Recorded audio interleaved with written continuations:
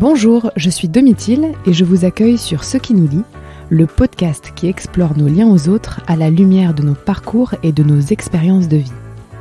Ces expériences qui nous bousculent, nous fragilisent et nous renforcent sont l'occasion d'un nouveau regard sur ce qui nous entoure. Fragile et puissant, intime et distant, le lien ne cesse de se renouveler et c'est ça qui me passionne. Ensemble, nous entendrons les témoignages d'hommes et de femmes à des étapes différentes de leur vie. Ils nous partageront un engagement, une expérience, une épreuve qui a transformé et fait évoluer leurs liens avec ceux qui partagent leur quotidien. Leurs voix nous confieront leurs déceptions, leurs découvertes, leurs doutes, leurs questionnements, bref, ce qui nous lie.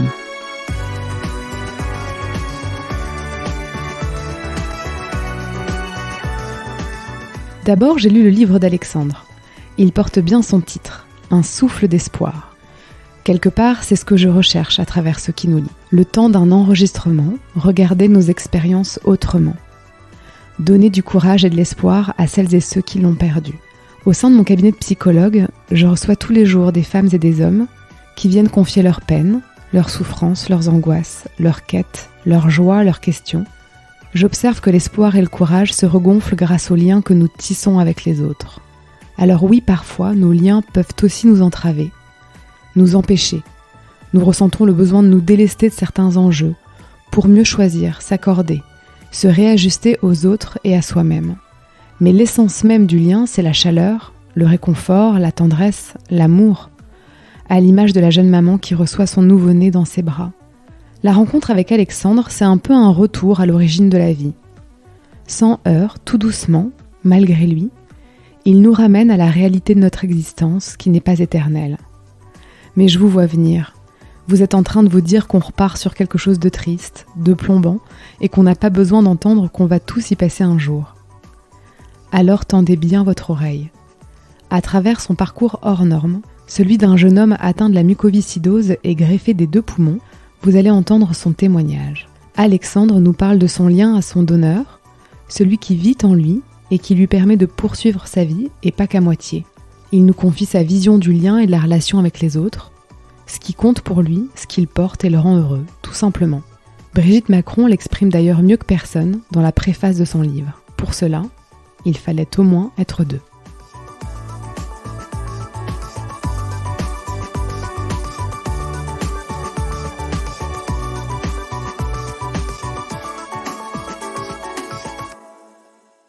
Je m'appelle Alexandre Alain, j'ai 27 ans et il y a quelques mois de ça, j'ai fondé une société de production audiovisuelle avec mon frère. Moi, je suis venue ici au Mans pour enregistrer cette interview avec toi et j'ai une question pour débuter donc notre échange. Pourquoi témoigner et qu'est-ce que ça représente pour toi ? Le témoignage, ça fait une dizaine d'années que j'en fais vis-à-vis de mon parcours, ce que j'ai vécu, les différents projets que j'ai pu faire et je pense que maintenant c'est devenu un peu...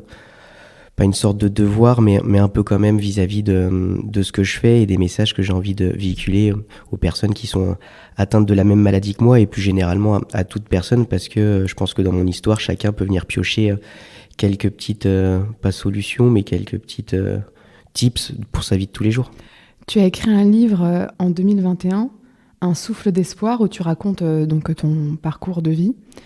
Et dans ce livre, tu nous racontes que tu grandis dans un petit village de la Sarthe, que tu as une sœur aînée, Andrea, et un petit frère, Adrien. Tes parents dirigent une société de taxi-ambulance.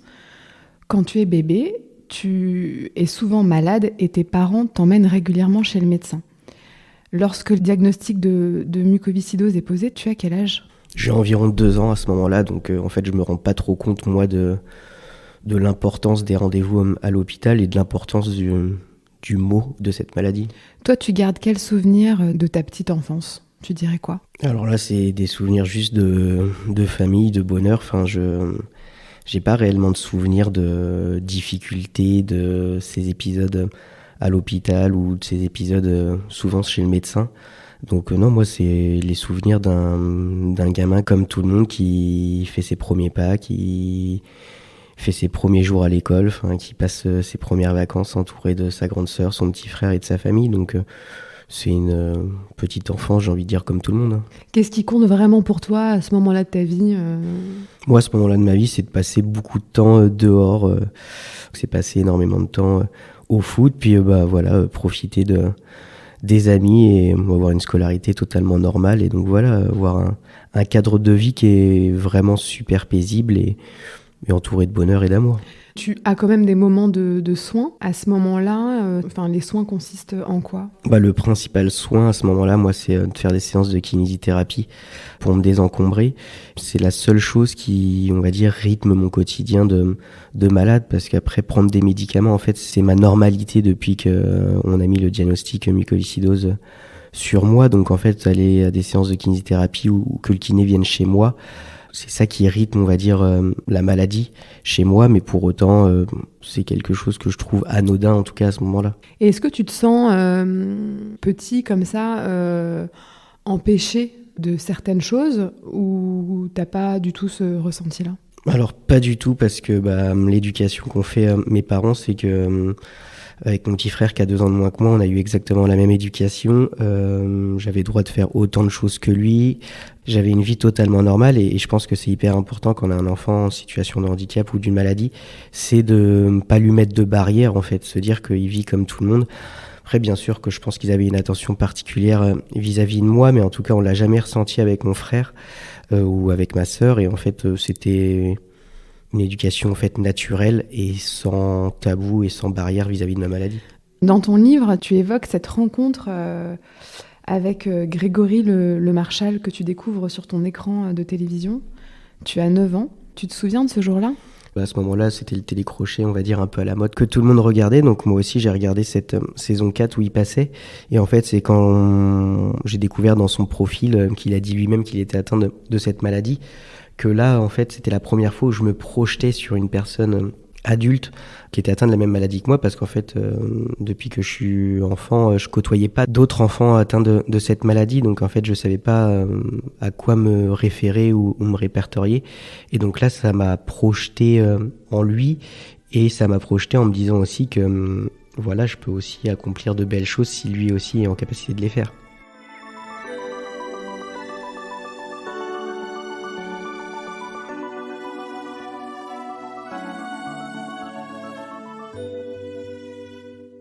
Qu'est-ce qu'il représente pour toi à cette période de ta vie, Grégory Le Marchal ? C'est un véritable modèle.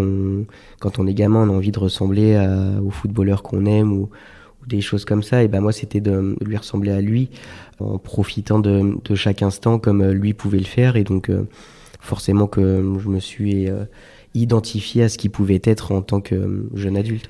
Quand tu rentres au collège, donc tu continues à faire beaucoup de sport, je crois. Et puis, c'est aussi...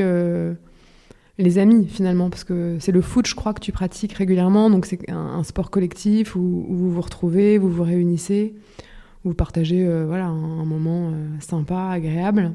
Oui, c'est ça, parce que comme tu disais, je viens d'un petit village, d'une petite école, donc en fait tout le monde se connaît, donc on passait énormément de temps tous ensemble, et même dans cette question de la maladie, dans mon équipe de foot, je pense pas et j'en suis même certain, ils se posaient pas la question de savoir comment j'allais ou comment j'allais pas, en fait, c'était naturel parce que on a grandi ensemble, on a évolué les uns à côté des autres.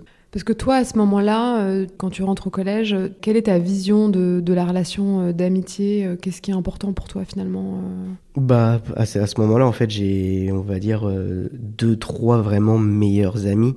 Valentin, ce meilleur ami à cette époque, c'est même des prises de tête avec lui pour que je fasse mes arrêts au sol, etc. Parce qu'il sait l'importance que ça a pour moi, et même je sais qu'il y a une forme de protection vis-à-vis de moi sur ce qui m'arrive, et même c'est aussi une sorte de solidarité, parce qu'en fait aller chez le kiné le midi sur mes temps de pause, ça veut dire que je dois aller manger tout seul à la cantine, etc. Et en fait avec Valentin et un autre ami Antoine, ils se disent on va manger plus tôt avec Alexandre et on va sortir du collège avec lui, on va l'accompagner jusqu'au cabinet. Pendant qu'il fait sa séance, on va l'attendre dehors et en fait on va repartir avec lui. Donc en fait c'est des moments qui sont à la base de solitude, qu'on partage tous les trois, et en fait ça fait beaucoup de bien de se sentir soutenu comme ça et de pouvoir passer ces temps-là pas en solitude. Est-ce que tu as l'impression que ta maladie, à ce moment-là de ta vie, change ta façon d'être en relation avec les autres? Et si oui, pourquoi? Quand je te dis ça, je pense peut-être aussi à cette notion un peu de carapace qu'on a pu évoquer tous les deux. Peut-être qu'elle viendra plus tard. Non, je pense qu'elle est déjà présente parce que je sais que je fais plus jeune que mon âge. Entre jeunes hommes, l'adolescence, on voit aussi les grandes différences que ça peut faire parce que eux, ils connaissent leur puberté, ils grandissent, etc. Alors que moi, j'en suis pas encore du tout là. Et pour autant, vu que je suis dans un tout petit collège, que tout le monde sait que je suis atteint de cette maladie-là, en fait, le regard des gens, il est normal, j'ai envie de dire, sur moi. Parce qu'ils savent très bien pourquoi je suis comme ça ou alors pourquoi je fais plus jeune que mon âge. Et toi, qu'est-ce que tu te dis à l'intérieur de toi, à cette période de ta vie, justement, quand tu parles de combat un peu intérieur C'est pas facile à accepter, pour autant je le confie pas et c'est des choses qui sont bêtes, mais quand on est en 6e, c'est de se dire que une fille me dit j'aurais bien aimé sortir avec toi, mais en fait tu fais trop jeune.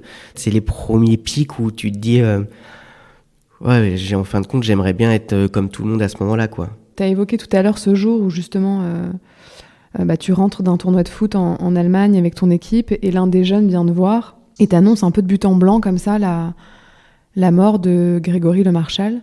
Toi, à ce moment-là, comment tu le vis et quelles questions se posent à l'intérieur de toi? Moi, c'est un peu un monde qui s'effondre. J'avais pas notion que je pouvais mourir jeune de cette maladie et donc là, de plein fouet, je me dis il a à peine un peu plus de 20 ans et il décède de cette maladie.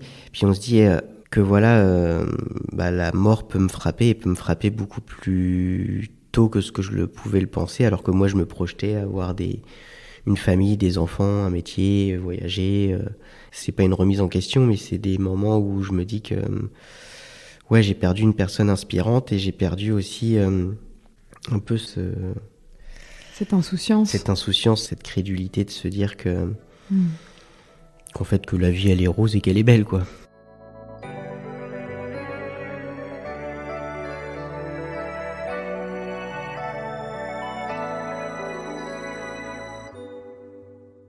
À ton entrée au lycée, la mucoviscidose gagne du terrain et les médicaments que tu prends ne suffisent plus. Et donc ce sont aussi les premières hospitalisations. C'est aussi le moment où on te pose une gastrostomie. Et donc c'est aussi les premiers signes un peu aussi visibles extérieurs de la maladie. Comment toi tu le vis dans ton lien avec les autres, justement? C'est les premières fois où je viens avec une perfusion à l'école et donc en fait forcément le premier jour les gens ils regardent un peu et en fait à chaque fois après que je revenais en cure sous perfusion avec moi en cours, en fait c'était devenu une véritable normalité pour les autres aussi autour de moi. C'est aussi les premiers signes où en fait la maladie se voit j'ai envie de dire physiquement, parce que cette gastrostomie là je l'ai, ça dépasse de mon ventre et donc forcément que c'est pas des moments faciles. Elle te sert à quoi en fait cette gastrostomie? Elle me sert à m'alimenter parce que ma courbe de poids est vraiment beaucoup plus basse que la normale. Et donc en fait cette gastrostomie au départ on me dit on va te la poser pour 1 an et je vais l'avoir pour 5-6 ans. J'ai aussi une reconnaissance des personnes qui m'entourent depuis en fait le début de ma vie parce que j'ai une forme de générosité, j'ai une forme d'acceptation et j'ai une forme d'amour qui m'entoure qui est assez forte, assez invraisemblable. J'ai cette capacité de me fédérer autour de moi, mais c'est les gens aussi qui ont envie de m'accompagner. J'ai beaucoup de chance d'avoir cet amour autour de moi. Quand on a préparé cette interview, tu m'avais justement parlé aussi qu'il y avait un moyen qui était important pour toi aussi et qui te permettait de prendre ta place, c'était le rire, faire rire les autres. Oui, parce que en fait, mes perfusions, je les montre, je peux en rigoler.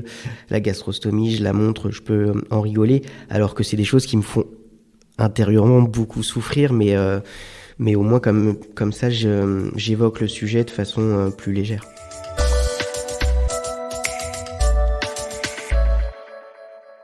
Donc tu obtiens après ton bac, et après le bac, tu intègres une licence de droit en Vendée. Et là-bas, tu fais la rencontre de 2 amis, et donc vous vous lancez un défi en avril 2014, faire un tour d'Europe en voiture de 11 000 km pour sensibiliser à la mucoviscidose. Comment ce projet est né entre vous ? En fait, ça vient d'une rencontre avec Com, où on se rencontre sur les bancs de la fac quelques semaines après la rentrée. Ça accroche direct avec lui. Pendant quelques mois, quelques années, on est véritablement inséparables. Et en fait, ce projet de Tour d'Europe naît. Sauf que tous les deux, on n'est pas très mécanique, on n'est pas très, on va dire, débrouillard. Et donc là, il me dit, non mais t'inquiète, moi j'ai un copain qui a fait le 4L Trophy, Romain. Je suis sûr qu'il va être partant. Et donc là, on forme ce trio-là, comme Romain et moi, et on monte ce projet. Et ça sera le premier projet d'une longue liste qui va s'en suivre dans les années à venir. Qu'est-ce que tu cherches, toi, à travers ce Tour d'Europe ? Ce Tour d'Europe, moi, c'est aussi un moyen de voyager, de découvrir l'inconnu, de sortir un peu des sentiers battus et de ce que je peux connaître au quotidien. Et en fait, d'être épaulé par Com et Romain qui ont déjà vécu des choses semblables, parce que Com a fait un échange, il a vécu au Brésil, Romain a déjà fait... c'est un peu un baroudeur dans l'arme, un peu un débrouillard. Et donc en fait, ces jours en Europe à leur côté, ça m'apprend aussi beaucoup sur moi, ce côté débrouillard, de ne pas avoir peur, de l'inconnu. Et en même temps, ça permet de montrer que c'est pas parce qu'on est atteint de cette maladie qu'on peut pas voyager, qu'on peut pas barouder entre amis. Mais il y a déjà un écho qui est super fort sur les réseaux sociaux et dans la presse et vis-à-vis de différentes personnes qui sont atteintes de cette maladie ou d'une autre. C'est aussi une aventure amicale, quoi, parce que vous partez c'est sûr que c'est la première grande aventure et que ça va nous souder et que c'est encore ce moment de partage parce que je me souviens du départ, la place Napoléon est pleine de proches, d'amis, d'inconnus qui viennent nous encourager. Puis ça fait aussi sortir les gens de leur carapace. Pour mener à bien ce projet, j'ai rencontré un garagiste à la retraite, Gérard, et en fait un peu un Vendéen du cru qui montre pas forcément ce qu'il pense, ses émotions. Donc je passe quand même quelques heures à ses côtés pour réparer cette voiture. Et en fait, c'est voir cet homme-là d'une 70 ans qui fond en larmes lors de notre départ et de se dire qu'en fait, notre projet touche en plein cœur de nombreuses personnes. On prend réellement conscience aussi de l'importance de ce qu'on peut faire et des messages qu'on a envie de véhiculer et de l'importance de ce que moi, j'arrive à leur transmettre. Donc c'est des choses qui sont fortes et qui sont pas banales et qu'on prend conscience que c'est pas juste un voyage entre potes.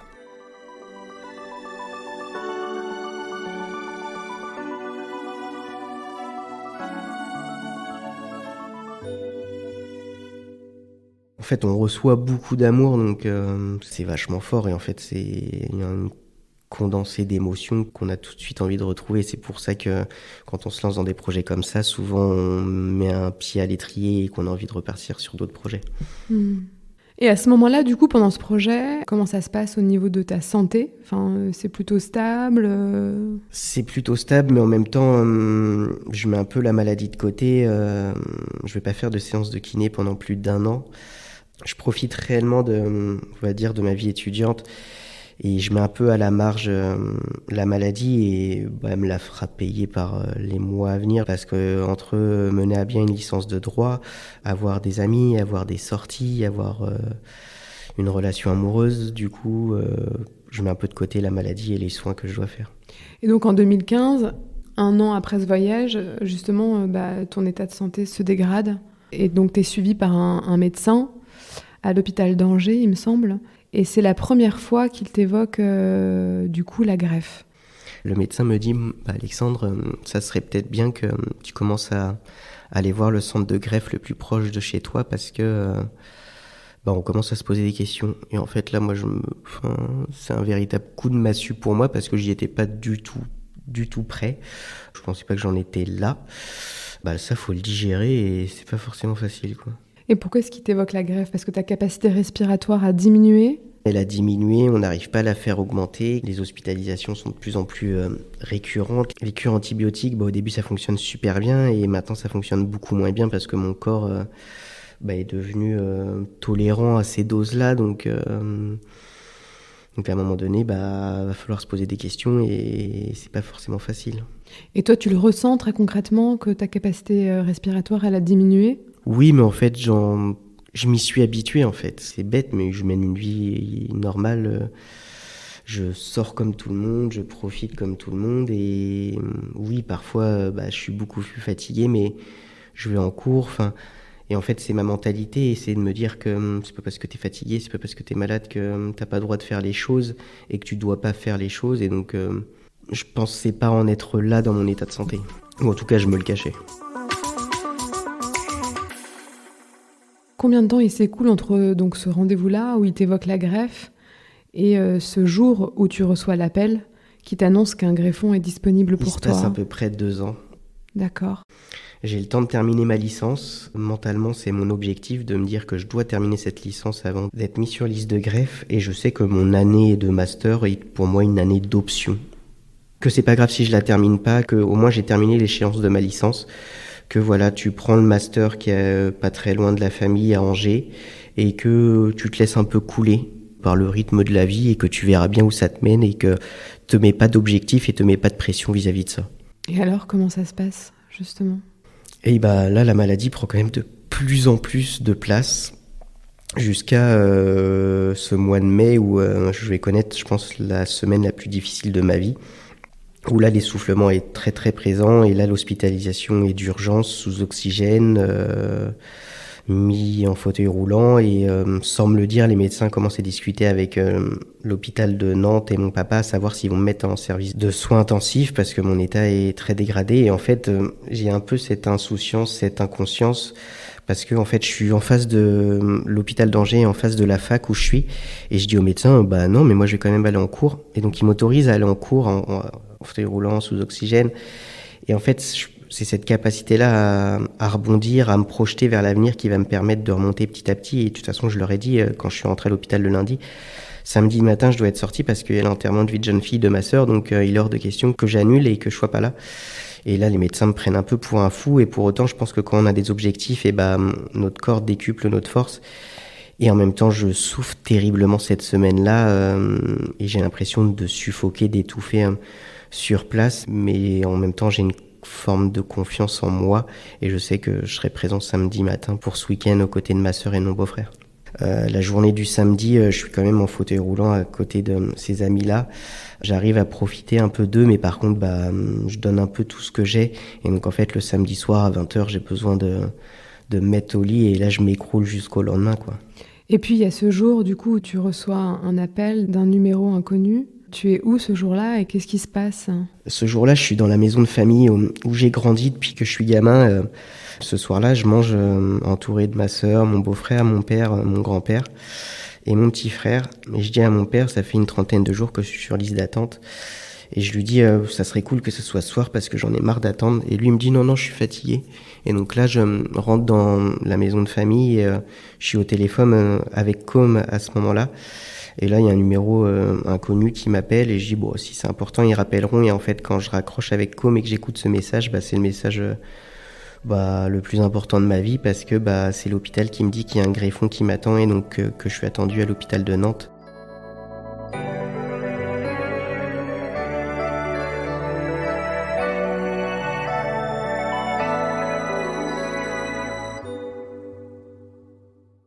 Et donc à ce moment-là, j'ai mon frère qui me rejoint, ma sœur, mon père, et on va faire la route tous les 4. Et donc je demande juste à faire un dernier bisou à ma nièce Adèle qui est née quelques années avant. Et donc c'est un peu ses au revoir. Et pour autant, ces au revoir, je sais que c'est pas des au revoir définitifs parce que j'ai totalement confiance en moi, aux médecins avant cette greffe, et que je vais revenir dans cette maison.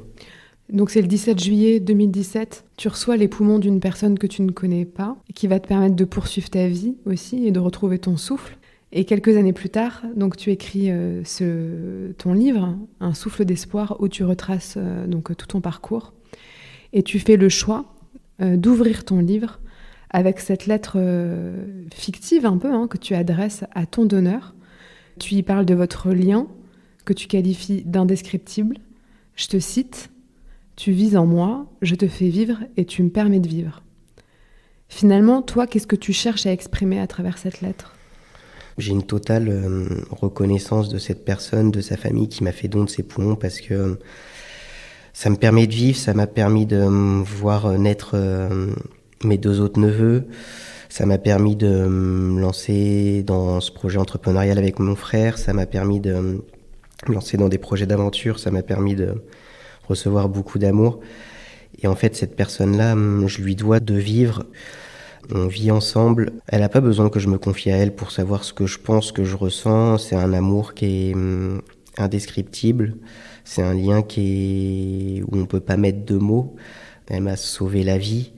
Je me dois de faire tout ce que je fais aujourd'hui pour elle aussi, pas seulement pour moi, pour sa famille aussi. Et donc forcément que c'était important pour moi d'ouvrir ce livre par cette lettre, mettre des mots sur ce que je peux ressentir vis-à-vis d'elle et en même temps montrer que le don d'organes, ça sauve réellement des vies et j'en suis la preuve parce que si j'en suis là aujourd'hui, c'est grâce à elle et que mon chemin continue.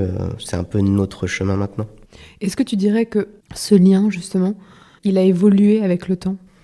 Oui, parce que cette personne, quand j'ai eu plusieurs épisodes de rejet, je me disais, mais pourquoi tu veux pas vivre en moi ? Pourquoi tu veux pas vivre avec moi ? Mais voilà, accrochons-nous ensemble, on va faire un bout de chemin. Maintenant, je suis plus dans la plénitude, en fait, de cette relation, parce que ça fait 4 ans que cette greffe se passe totalement bien et je suis en super bonne forme. Comme quelqu'un me l'a fait souligner, c'est les projets sportifs. Lorsque j'ai franchi la ligne du marathon, la ligne de l'Ironman, mes yeux se lèvent au ciel parce que naturellement, je pense à cette personne directement, je la remercie. Et en même temps, je remercie aussi ma maman qui est décédée et qui veille sur moi et qui est une bonne étoile. Donc forcément que ces deux personnes, tous ces projets, je les vive aussi pour eux.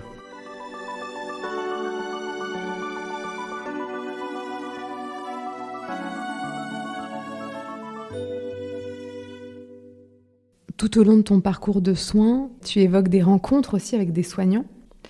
Et tu racontes dans ton livre que ces liens-là, ils peuvent autant te regonfler d'énergie et d'espoir, comme parfois t'abattre et te faire perdre l'espoir. En fait, c'est vraiment loin d'être neutre tout ça, c'est presque passionné comme lien. Tu dirais quoi, toi ? Les soignants, comme tu dis, on fait beaucoup aussi. Pour moi, une infirmière a été là pendant une semaine à mon réveil après la greffe. C'était elle qui s'occupait de moi pendant une semaine.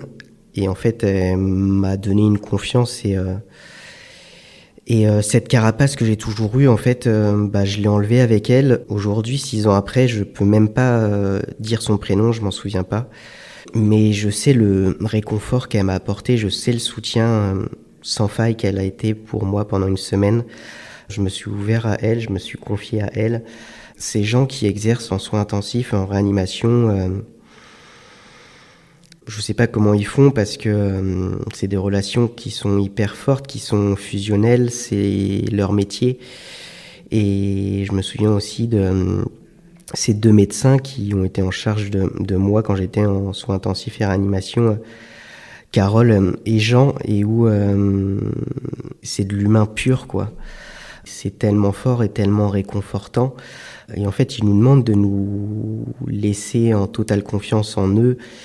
Parfois, il y a de l'incompréhension vis-à-vis d'autres médecins. J'ai vécu ça avec un pneumologue à l'hôpital de Nantes où en fait, c'est une forme de protection qu'elle a, je pense, vis-à-vis de moi, vis-à-vis des personnes qui sont greffées. Et où en fait, je pense qu'elle a cette mentalité où pendant plusieurs années, où elle a été en charge de personnes qui ont été greffées, mais qui étaient déjà bien avancées dans la vie, qui avaient déjà eu un métier, qui avaient déjà eu des enfants, qui avaient déjà voyagé. Sauf que moi, quand je suis greffé à 21 ans, j'ai encore tout à faire, j'ai encore tout à me prouver, j'ai encore tout à explorer. Et où en fait, je pense qu'elle a peur que je me mette en danger. J'essaie de lui trouver des circonstances atténuantes vis-à-vis de ses mots et de ses paroles qu'elle a pu avoir envers moi. Mais il y a une certaine rancune que j'ai envers elle parce que dans toute pathologie, dans toute maladie, pour rebondir, le mental et la psychologie fait énormément. Et en fait, elle m'a mis à terre à un certain moment. Et heureusement que j'ai eu ces amis du Tour de l'Atlantique, heureusement que j'ai eu ma famille, heureusement que j'ai eu des amis qui m'ont reboosté, qui m'ont regonflé. Parce que si on n'a pas ce soutien-là, on se laisserait à terre et en fait, on se laisserait petit à petit mourir. Justement, tu parles donc de ce Tour de l'Atlantique. En novembre 2017, donc c'est 4 mois après ta greffe, un deuxième projet naît, celui d'une traversée de l'Atlantique. Comment ce projet est né ? Ce projet, il est né de Romain qui vit à Sablé à ce moment-là, donc à côté de chez moi, et qui me dit il y a mon frère qui est dans les parages, viens manger au resto avec nous, on voudrait te parler. Donc là, je dis oui, pas de souci. J'arrive et en fait, ils me parlent de ce tour de l'Atlantique qu'ils ont comme idée, eux, avec un autre ami à eux, Jérémy. Ils disent Alex, on sait cette envie que tu as depuis le Tour d'Europe de te relancer dans un nouveau projet. Est-ce que ça te dit, après le Tour d'Europe, un tour de l'Atlantique ? Et là, ni une ni deux, je dis banco, on y va. Je pense que j'ai pas totalement conscience des effets que la greffe peut avoir sur moi, des répercussions dans ma vie au jour le jour. Et en même temps, si on prend tout en compte, je pense qu'on n'avance pas. Et donc, en fait, je dis c'est parti et on va mener à bien ce projet, coûte que coûte.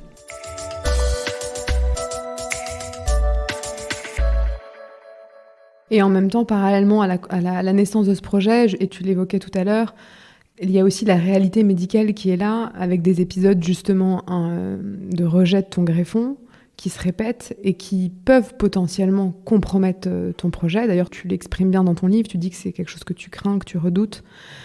Et tu dis aussi que tu n'oses pas parler aux soignants de ton projet, que tu as l'impression d'être jugé et que du coup, tu te renfermes un petit peu. Qu'est-ce qui se passe pour toi à ce moment-là ? Là, c'est plus un combat vis-à-vis de moi et des médecins, parce qu'en fait, quand on fait un rejet, notre pronostic vital, à un moment donné, peut être engagé. Ils disent, mais Alexandre, en même temps, tu es en train de construire un projet où tu veux partir pendant 1 an.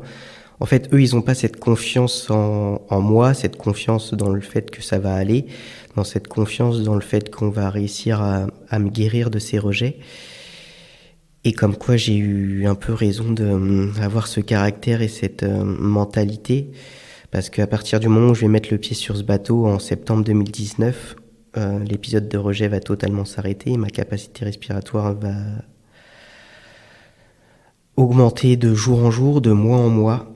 Ça aurait pu très bien mal se passer, mais moi ça s'est très bien passé, j'en suis très fier et j'en suis très fier qu'on ait mené ce projet, que je suis pas parti tête baissée à l'aventure sans rien préparer.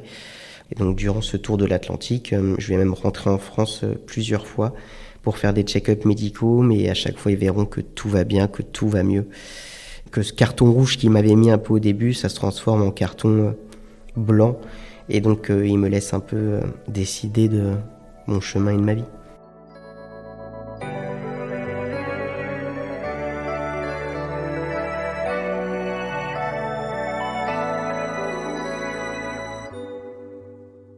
Dans la tourmente, justement, le moment où c'est compliqué aussi de se comprendre avec certains soignants. Tu évoques beaucoup la relation avec ton père et tu dis cette phrase, moi, qui m'a marquée, « Il relance en moi la machine de la vie, même si je viens de prendre conscience que j'ai une épée de Damoclès au-dessus de ma tête. » Oui, parce que du coup, lui, il le prend comme un papa où on dit à son fils qu'il n'a pas le droit d'avoir de projet, que son fils est destiné à la mort, tout simplement. Donc lui aussi est d'un soutien sans faille pour moi à ce moment-là. Et en fait, je sais aussi qu'il a peur de ce projet. Mais il sait que j'en ai besoin, il sait que c'est ça qui me fait vivre, qui me fait avancer. Il se mêle à ce projet et il relance cette machine de vie en moi. Et en fait, depuis que je suis gamin, même quand ça va pas, il sait que j'ai besoin de profiter de la vie dans tous les sens, peut-être parfois avec excès, en brûlant un peu les étapes. Mais il sait que c'est ça qui me fait avancer et qu'en fait, sans ces projets-là, je suis pas heureux. Et en fait, en étant pas heureux, je peux pas non plus avancer sereinement avec cette greffe.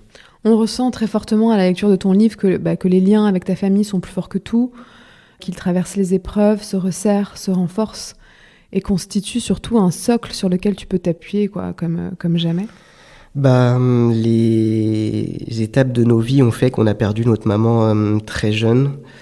On a un noyau qui est très dur avec ma grande sœur, mon petit frère, mon papa.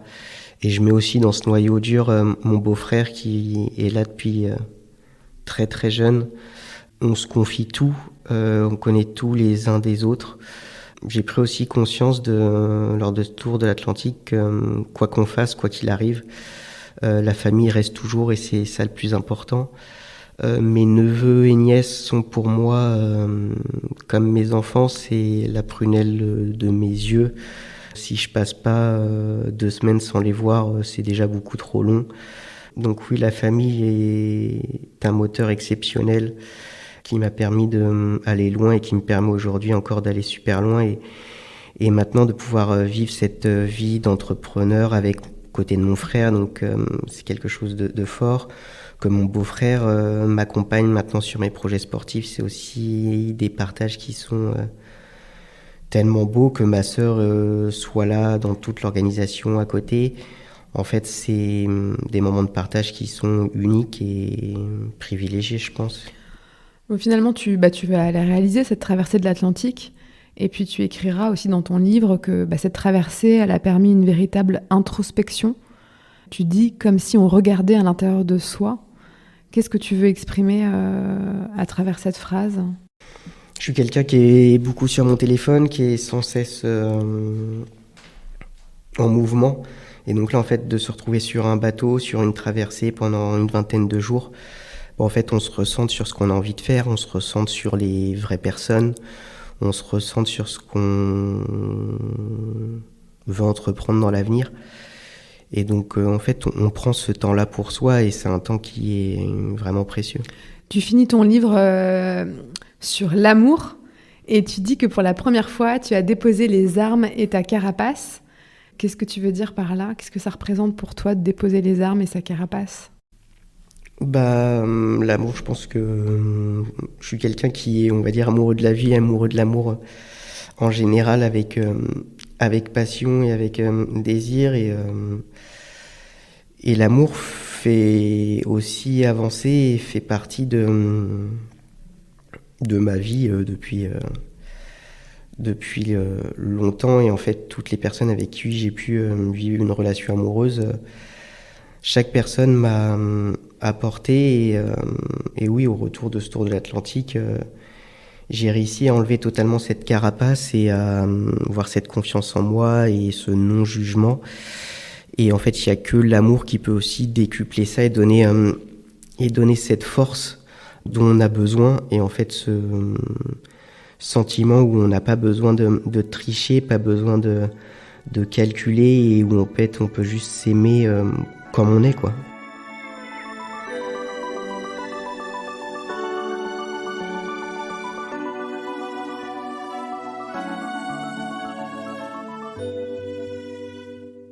Qu'est-ce qui a changé, évolué dans ta vision justement du lien, de la relation avec le temps et avec tout ce que tu as traversé ?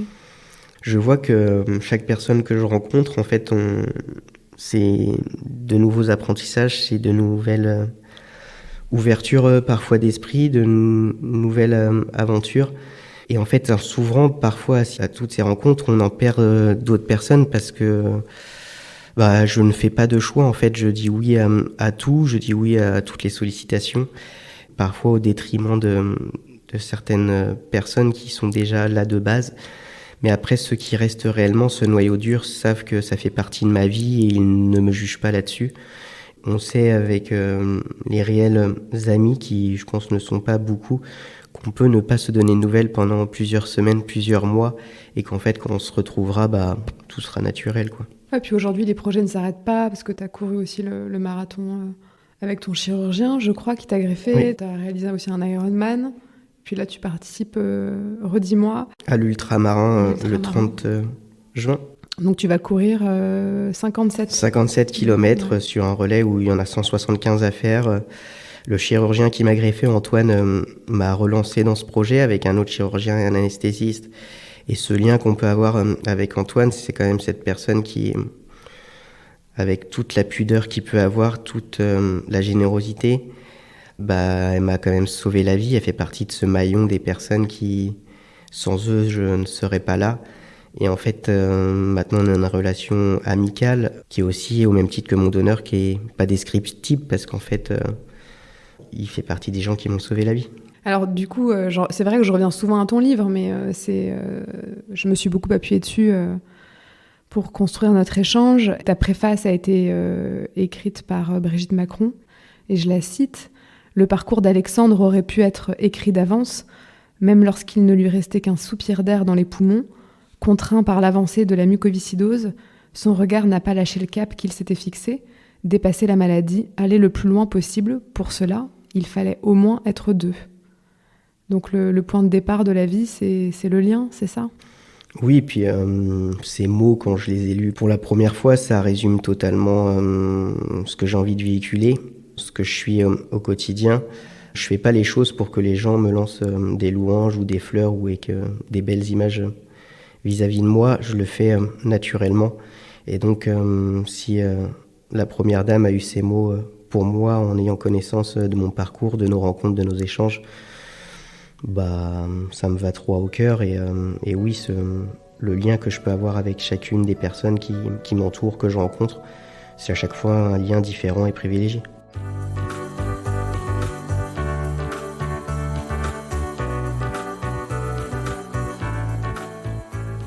Le montage de cet épisode a été réalisé avec l'aide de Lola Sotioyer.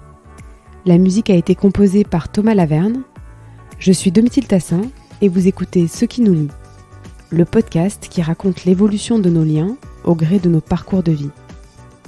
Pour soutenir Ce qui nous lie, n'hésitez pas à vous y abonner, lui mettre 5 étoiles ainsi qu'un commentaire, c'est vraiment ce qui m'aide le plus. Je vous retrouve toutes les 3 semaines pour un nouvel épisode. Car le salut c'est le lien, et sans le lien, il n'y a rien.